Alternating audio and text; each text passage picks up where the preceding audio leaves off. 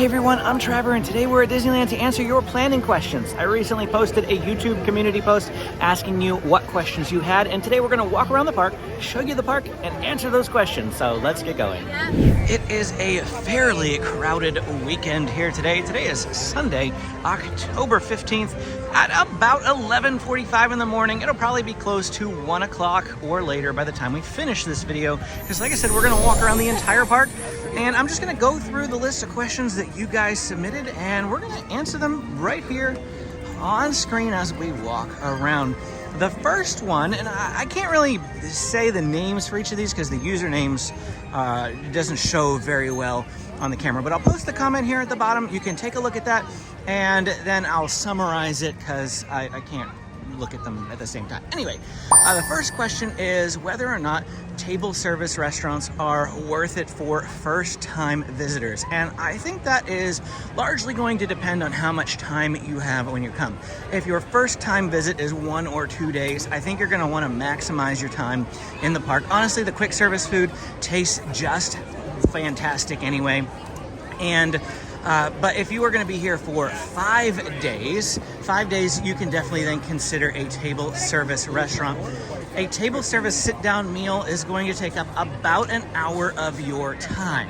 So that's something to factor in there, where quick service, honestly, it could be probably, ordered and done in 20 minutes. So it definitely is a little bit faster than, if you do a table sit-down meal. The next question is whether or not there are any uncommon reasons that would affect crowd levels in the park. And honestly, the things that they list here in the comment, those are all really solid options. The biggest one is going to be Magic Key, because Disneyland is primarily a pass holders park, as opposed to Walt Disney World, where these are made up numbers. Let's just say about 20% of the people attending Walt Disney World are pass holders. I would say the number is closer to 60% at Disneyland. Most of the people that are coming here are probably pass holders. And so whenever there are blockout dates, like for instance, every pass except for the highest Inspire is blocked out on Saturdays in July. And Saturdays are usually pretty busy days, but I found when I came on Saturdays this July, it was like a dream in the park. The crowds were pretty low because only one pass level was able to come in. And you'll notice that as passes, like they're blocked out, the two lowest ones are blocked out for the summer. And when those come back, this year it was August 14th for the Enchant Key and August 21st for the Imagine Key. That's the lowest pass. Each tier that came back, it got a little bit busier in the park. So blockout dates are definitely going to affect it the most. One to look at is that Christmas blocks out every single pass level. Not even my pass can come over Christmas break. So does that mean that it's going to be less crowded? I have no idea. It's Christmas. Amy came to Disneyland Christmas Eve once before, and she said it was so busy, it was the only time she ever saw the park reach capacity, where if you left the park, they would not let you back in because there were that many people. Now, this was pre-reservation system, so it's possible that that is gone. It's a thing of the past because they have a certain number of reservations, and if you have a reservation, you've got it. But that's just a thought whenever you're thinking about coming during Christmas. Speaking of Christmas, one of our questions asked if coming at Christmas is worth the busy crowds. Christmas at Disneyland actually starts on November 10th this year and lasts through January 7th. So you don't actually have to come for Christmas itself to experience Christmas at Disneyland. Usually my family goes the second or third Thursday and Friday in December. We have plans to come with my mother on December 14th and 15th this year, and it's usually pretty perfect. Now, it can be cold. One year, we were so cold that we were bundled up in 3 layers because the high was 45, the high, which is pretty unusual for Southern California to get that cold, but it can get that cold. And it was a really awesome day in terms of crowd levels. Now, Christmas week itself, I have no idea. As I just got done saying, my pass is blocked out. So I can't even come on Christmas, even if I wanted to. Never have in the past. So it's hard to say what the crowd levels are like. The next question that they had was, what do you do when you're waiting in line? I mean, honestly, for us, we just talk. You know, but I see other people, they play this like game called Heads Up.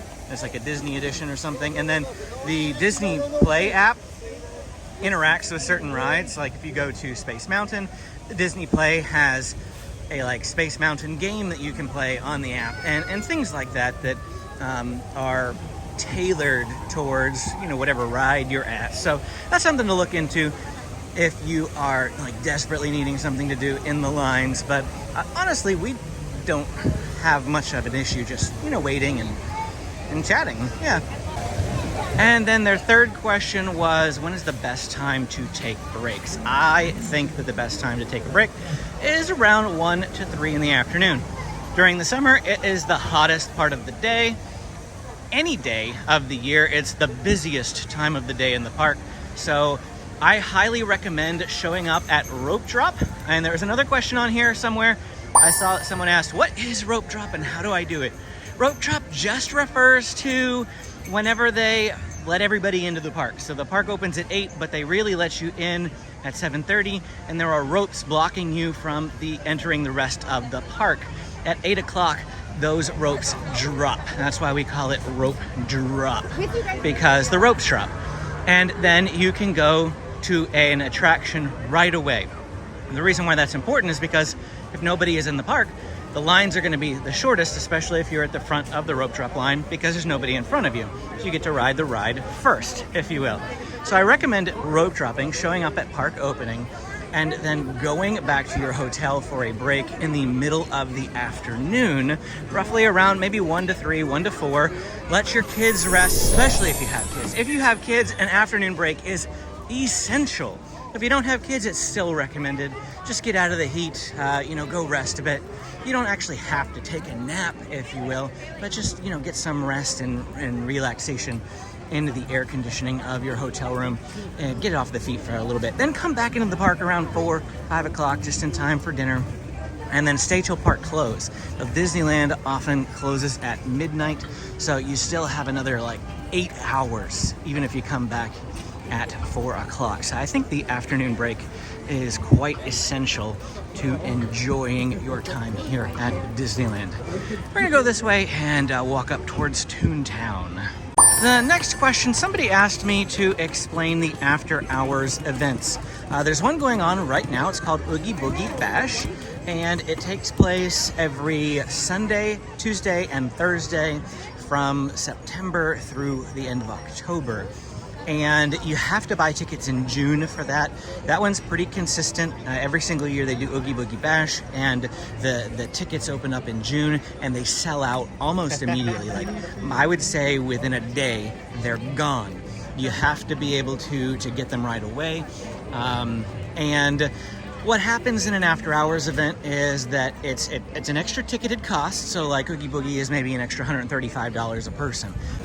We're reaching a bit of a congestion point here, and so sorry I got briefly interrupted here. I'm gonna see if we can stay out of the way of people. I try not to be bothersome with my filming. I want you guys to see the park, but I don't want to interrupt the experience of other guests in any way while I'm doing this. I don't want to be obnoxious, but after hours events, so it's going to close. Disneyland, or DCA, closes today because it's a Sunday. It closes today at 6 p.m. That means that if you have a regular ticket, you won't be able to stay past 6 p.m. If you have an Oogie Boogie ticket, you can stay until I think 11 when the park closes, because you're there for that extra ticketed event. Now, the people who purchase Oogie Boogie tickets can get into the park at 3 p.m. if they don't have reservations already for that day.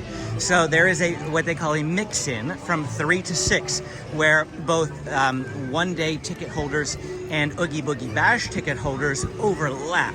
And that's the busiest part of the day during that mix-in, that overlap. Usually, I would recommend avoiding, especially if you don't have a park hopper, avoiding the park that closes early. So don't go to DCA on a day that Oogie Boogie Bash is running, because you're going to lose 3 to 4 hours that you would have gotten otherwise because of that extra ticketed event. And your ticket isn't any cheaper because of it. So I hope that that makes sense. But if you have a park hopper, actually a good strategy is to start in the park that closes early, because there will be fewer people in that park. Again, trying to kind of stay out of the way of people, but it's just so busy here today because of the fall breaks. And specifically, this weekend is the big UEA weekend, which is Utah Educators Association. And so there is a lot of people from Utah that are undoubtedly here in the parks today. 30 minutes for Chippendale's Gadget Coaster there, and we have to turn around again and just walk back the other way because there is no other way to go once you're in Toontown. One way in, one way out. What other after hours events are there? Well, they have Star Wars night consistently every year. And then some others, I don't know if they do it every year, but they've got like Princess Night, they have Throwback Night, they've got Grad Night. That is something that they do every year. And Grad Night is for high school graduates only. Their after hours event ticket prices are cheaper. I just need to get out of Toontown before we continue this. It's way too crowded in here. You know, Toontown used to be a place that like only families with children 5 and under would go to. And now because they redid everything and Mickey and Minnie's Runaway Railway is up there, it has just been so crowded since it reopened in March. So crowded. It's over 6 months, and it's just as crowded today as it was opening day, I feel like. Okay, maybe not opening day, but, you know, within a day or two of opening day. It has not gone down, the crowd levels up there. I generally avoid Toontown because of how busy it is. I don't get claustrophobia or, agoraphobia, or whatever the word is for you're afraid of crowds. I don't. I come to theme parks. I mean, you know, you can't really be, but it's just still, I don't like how cramped and crowded it is up there. I don't really have anything more to say about the after hours events. The question was, when do those, you know, come on sale? Honestly, I don't know. I'd like to know, because I wouldn't mind going to Star Wars night one of these times. Just keep an eye out on like Disney's social media pages. They'll tell you when things are going on sale. I would guess that it's probably about 2 to 3 months before the event. So Star Wars Night's in May. I would be looking for purchasing those tickets somewhere in the January, February range would be my guess. Next question is, what are some things that go on during the holidays that you don't want to miss to get the fullest experience? And for Christmas, definitely food. Food is a big one, whether it's Halloween or Christmas. Is that Mulan? We've got Mulan over here. I don't know if I've ever seen Mulan meeting and greeting a character. Sorry, easily distracted. They need a sign on me that says easily distracted by characters. Yeah, food is definitely a big one. I'll have a video out the November 13th, I think, probably, for food for Disneyland that you don't want to miss, specialty foods, seasonal foods that are only available during the holidays. But then the Christmas Fantasy Parade goes on during that time, and Magic Happens has already, I think today actually, is the last day for Magic Happens, and there'll be a couple of weeks where there's no parade, and then it will kick off with the Christmas season, the Christmas Fantasy Parade. And that's something that you won't want to miss. I love it. We watch it every single year. Definitely a good one. Actually, let's spin off to the left here, walk deeper into Fantasyland. That way you can see more of it here. But other than that, honestly, just the decorations. There's really nothing like special, except for, fireworks, I guess. I never stay for the fireworks, so I never think about the fireworks. Fireworks don't happen till 9. We have an hour-and-a-half drive to get home to San Diego, and if I stay until 9, I'm falling asleep as I'm driving back, and that is not good. Oh, look, there's Ariel over there. We got Ariel. Woo, lots of characters today. Easily distracted. What did I tell you? Peter Pan over here, pretty busy, and Snow White right dead ahead. Now we're turning and heading back up this way. Next question is, if you have Genie Plus, what should you rope drop? That one is going to be dependent on your favorite attraction. I recommend that you head to your favorite attraction that is already on Genie Plus and rope drop that. For me, it would be Space Mountain. And we're a little bit of a backup here. We're going to just pull off to the side of the road, let this clear up a bit. We're just going to sit on this wall and answer that question. Never mind, sitting on that wall was blocking the entrance to Pinocchio. So, it's just so crowded here today. I've done one of these walkthroughs. This is probably like the third or fourth time I've done one of these walkthroughs, and I don't think I've had as much trouble as I have today with trying to stay out of people's way. What was I saying? Genie Plus, yes. So usually when I get Genie Plus, my plan is to rope drop Space Mountain. It's my plan to rope drop Space Mountain anyway, but to rope drop Space Mountain or Indiana Jones or, whatever ride is the most popular for you. And then you get to use your Genie Plus Lightning Lane later on in the day to ride it again. So that's why I would say just pick whatever your favorite ride is and go there first. So if Matterhorn's your favorite ride or Indiana Jones is your favorite ride or a Big Thunder Mountain, I just heard some screams from that, is your favorite ride, go there, ride it, and then use your Genie Plus later on in the day when it's more crowded to ride it again. That's what I like to do when I have a Genie Plus. The other strategy that you could do is to go to a ride that does not have Genie Plus, that gets busier lines. And most of them don't though, because if it's a busy ride, it's gonna be on a Genie Plus. The only ones that I can think of, at least at Disneyland, that really don't, that get longer lines are gonna be Jungle Cruise and Pirates of the Caribbean. And Jungle Cruise really doesn't get above 30 unless it's like spring break. And Pirates of the Caribbean can go up to 45 or 50, but generally it hangs out in the 30 range as well. So it's, up to you. Those are my thoughts on rope drop when you have Genie Plus. Really, Genie Plus gives you the flexibility that you don't need to go hog wild crazy with rope drop. But if you do not have Genie Plus, rope dropping is essential because the first 2 hours from 8 a.m. till 10 a.m. are going to be your best time to be riding rides. You can check out my full Genie Plus video if you want more help and tips with Genie Plus. I'll put a link down in the description that you can go and you can watch that. The next question is, what are the must-try popular foods that sell out? There are a couple of things that I've noticed from time to time that'll disappear, and usually if they disappear off the mobile order menu, you can still get them if you go standby. But the only one that I know that really sells out like hotcakes, the first thing that comes to mind is the Mickey gingerbread cookie. And we're not talking about the Mickey head one you can get at Red Rose. We're talking about the full body Mickey gingerbread from Jolly Holiday Bakery Cafe. That thing has a limit that you can't buy so many of them. I think it might just be per transaction. It's not even per day or per person. So you could just bypass that by making tons of transactions. But the Mickey gingerbread is so popular. It's also so delicious that I highly recommend you mobile order that at 7 a.m. when the mobile order first opens.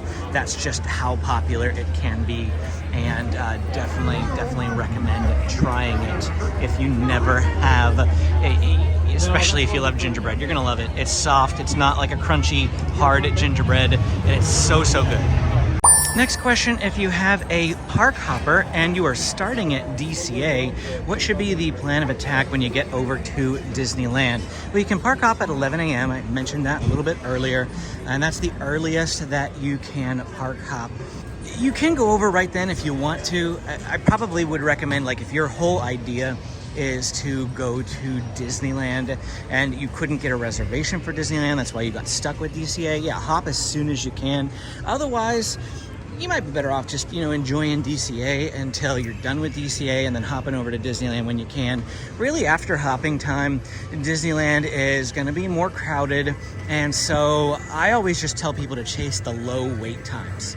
Go to the rides with the lowest weights, of course, that you want to do. If spinning teacups or Mad Teacups is only 5 minutes and you hate spinning, then going to the Mad Tea Party is a really bad idea. But, go to the rides with the lower weights because that's just what you're going to have to do during the middle of the day. Now, if you're coming at a time when parades are running, the afternoon parade at 3:30 will draw a lot of people to the streets, and that's a great time to be riding rides. And then again, they do it at 6 or 6:30. That's another great time to be riding rides. And then anytime after about 7 o'clock, you start to have the families with kids leave. That's when we leave, especially locals. If, the kids are you gotta get home, put them to bed, that sort of thing. So after about 7 o'clock, the crowds will start to die down. At 9 o'clock, they'll have fireworks, and if you don't watch the fireworks, again, that draws crowds to the center of Main Street, so that's less people riding rides. And then the park doesn't close until like midnight. And really, one of the best times aside from rope drop to ride rides is from about 10 p.m. to midnight, because there are just hardly any lines anywhere. And one thing to keep in mind is that sometimes the posted wait times will be really high. I know at 11:30 at night one time we came, and Amy and I came by ourselves. We were just enjoying a date day, and we were in here at 11:30, and it said that Big Thunder Mountain was a 55-minute wait. 55 minutes. We were like, oh, I'm not waiting that. Well, we went over and walked by there anyway. There was nobody in line. It was less than a 5. Hello. It was like a walk-on. And so, yeah, 5 minutes or less. And it was posted at 55. Well, why would they do that? My theory is that they posted at 55 to make you say, oh, I don't want to ride that, and you would leave and you would go home. Because here's how Disney works. If it is 11:59 p.m. and the park closes at midnight, you can hop in line at 11:59 p.m. and if the ride is an hour wait, you are allowed to stay in line that entire hour until 1 a.m. Then you can ride the ride and then leave. So the more people that are in the park at park close, the later that the cast members have to stay and work till they get everybody through the ride. So I've just noticed, I don't know if this is like an official thing or whatever, but I just have noticed from my own personal experience that ride wait times may be posted higher to discourage you from staying in the park so that the cast members could leave at a reasonable time. And that's just kind of how it goes there. Our next question is about bringing in wagons to Disneyland. They make reference to a video where I mentioned you can't bring oversized strollers or wagons into Disneyland unless you get approved for disability purposes and you can get your stroller tagged. And they're wondering if they can do that in advance. I did try to research this, and the best that I saw was that they told you to go to guest services. Now, I do know that security turns people away with wagons, so I think that's where the question is, because guest services is after security. The best thing that I can tell you to do is to just try and then explain it to security, and they'll probably let you go up to guest relations. Could that mean that people who don't really have a disability could just then walk right on by? I suppose that's possible, but my guess is that they have cast members or security inside the parks that keep an eye out for that sort of thing, and they're going to look for that tag, which is the whole purpose for the tag in the first place. So, yeah, I would just say, let them know at security that is necessary, and then you can go to guest relations to get the tag. It definitely is something that is allowed if you have disability reasons for it. So if you need a wagon, do not be afraid to use that. I'm sitting down for a moment trying to let some of the congestion get by again.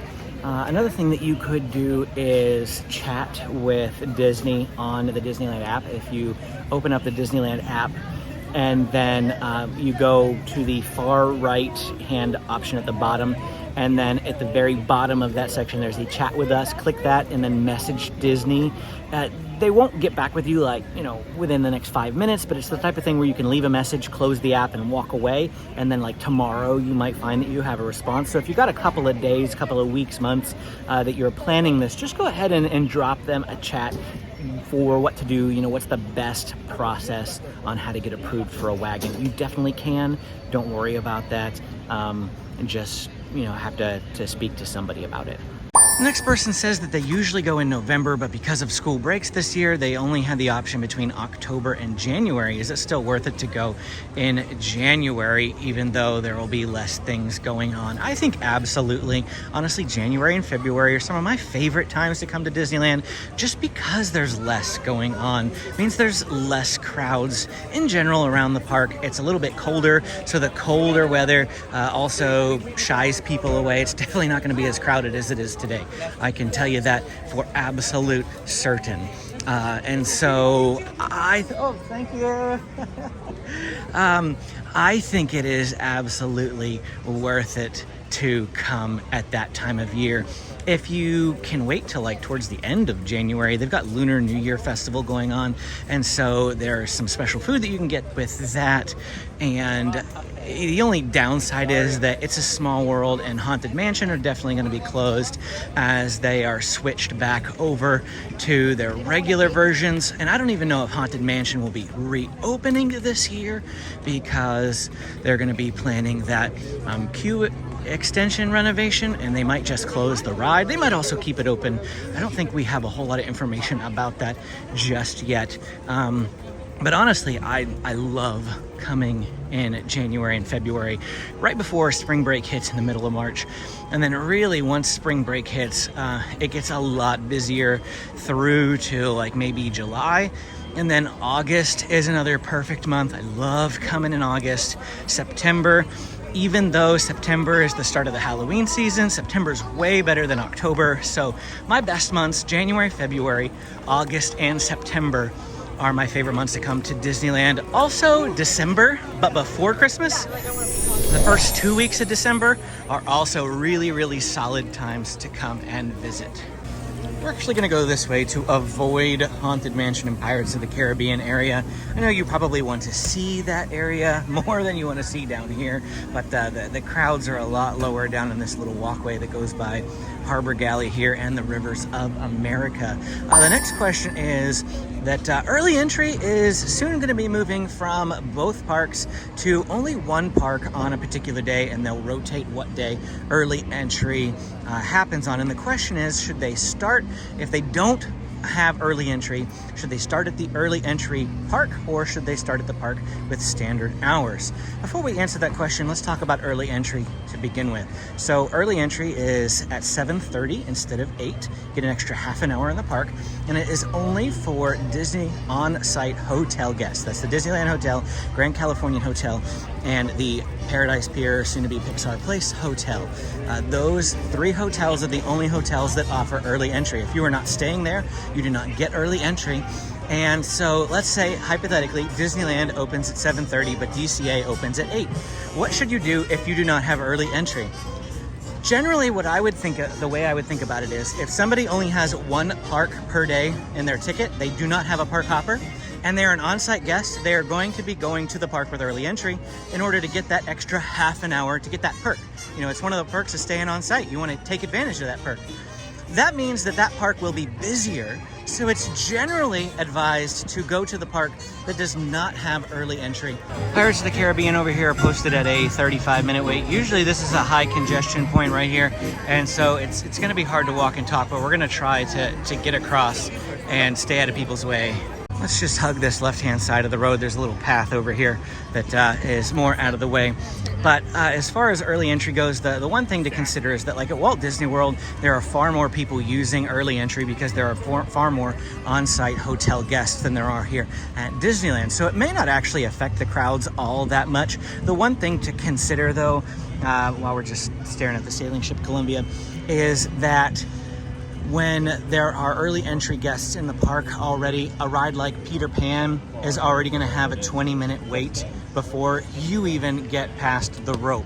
Whereas if you come to Disneyland on a day where they don't have early entry, you can rope drop Peter Pan and be at the front of the line to where, you know, you're able to ride with but a 5-minute wait instead of 20, or, well, it'll immediately jump up to a 40-minute wait once the rope drop crowds get released whenever there's early entry. So that's something to think about on this question between early entry or not. Hanging out here with some friends, Adam and Valley, and they had a message for you. Subscribe to Jeffrey the Giraffe Does Stuff. Subscribe to SoCal Day. All right, awesome. Well, thank you guys. Our next question is, what are some must-do attractions that you can do at Disneyland even if they have them at Walt Disney World? Space Mountain, instant answer, because Space Mountain here is so much better than the one at Walt Disney World. We have music on ours. Let's go this way. We have music on ours, and you can sit side by side on Space Mountain. I also think that our Pirates of the Caribbean is better. It's a little bit longer. It's got 2 drops, and you get to go up the little like lift hill in the boat. I don't know, I just think that's kind of cool. And so Pirates of the Caribbean, our version is better. We have Indiana Jones Adventure. That is a unique ride here to Disneyland.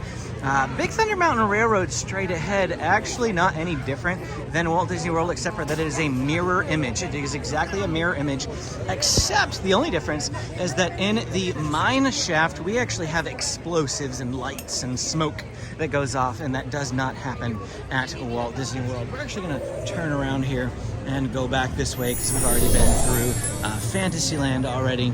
And so I just wanted to come up by Big Thunder Mountain Railroad and show you the crowd levels up this way. It also gets really congested behind me, so I didn't want to go through that congestion point. I went on the sailing ship Columbia today for the very first time. I've been on the Mark Twain plenty of times, never on the sailing ship Columbia, but we did that today. That was awesome. Matterhorn bobsleds, that's another unique attraction that we have here at Disneyland. Over at Disney California Adventure, Radiator Springs Racers is better than Test Track, same ride system, but Radiator Springs Racers is better. Oh, and Indiana Jones, I did mention that earlier, but Indiana Jones is the same ride system as Dinosaur at Walt Disney World, except for Indiana Jones is heaps better than Dinosaur. So, yes, you absolutely must do it. Even if you hate Dinosaur, Indiana Jones is better. How far in advance does Disneyland post ride closures? Well, they post them every 6 weeks, or rather 6 weeks in advance. You can check the events calendar on their website, and for each park they lift the refurbishments, and it only goes out 6 weeks from the date that you are looking. So if you're trying to find whether rides are going to be closed next June, sorry, it's not going to be posted.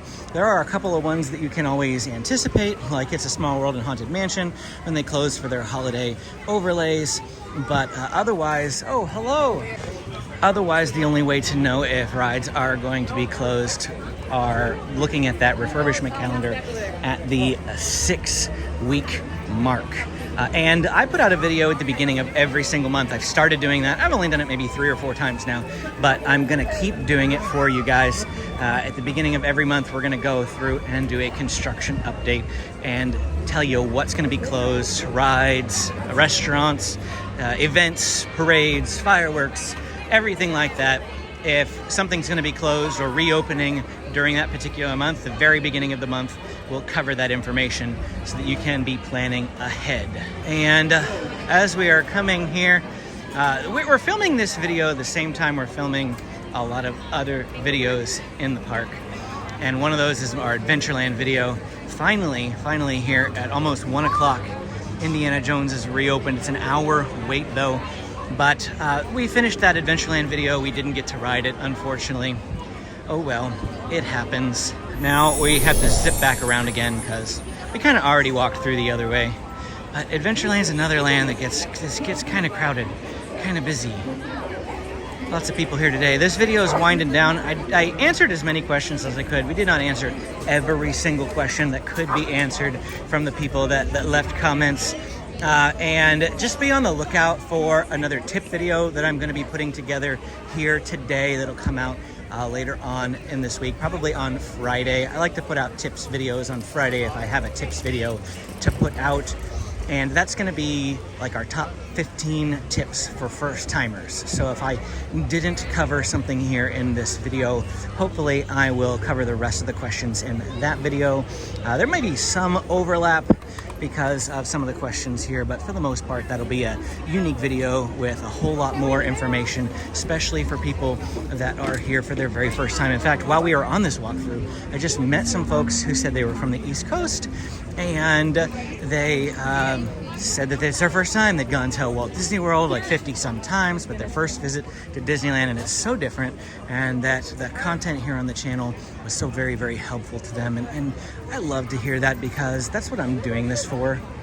That's why I film these videos. I mean, it started out as I just wanted to catalog my family's own trips to Disneyland, but it turned into a platform for me to be able to help you with Disney vacation planning. It's one of my favorite things to do. In fact, I love planning, sometimes more than coming. My favorite part about going to Walt Disney World is all the planning that I do ahead of time. And I look forward to researching food and snacks and Genie Plus and making dining reservations. And if all of that just sounds so exciting to you, then we're in the same boat. If it sounds like terrible and awful to you, then that's why I'm here to help you out with that stuff, because I love it so much.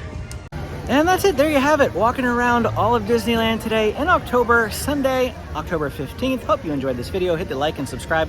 If you have more questions, things that I didn't answer, because there's a lot I didn't answer, drop them in the comments below here. I'm not going to be able to answer all the ones on the YouTube community post because we answered most of them here. But if I didn't get to answer your question and you want an answer to it, drop it in this comment. I will try to respond to every one of these comments for sure. Thanks for watching, and we will see you again next time.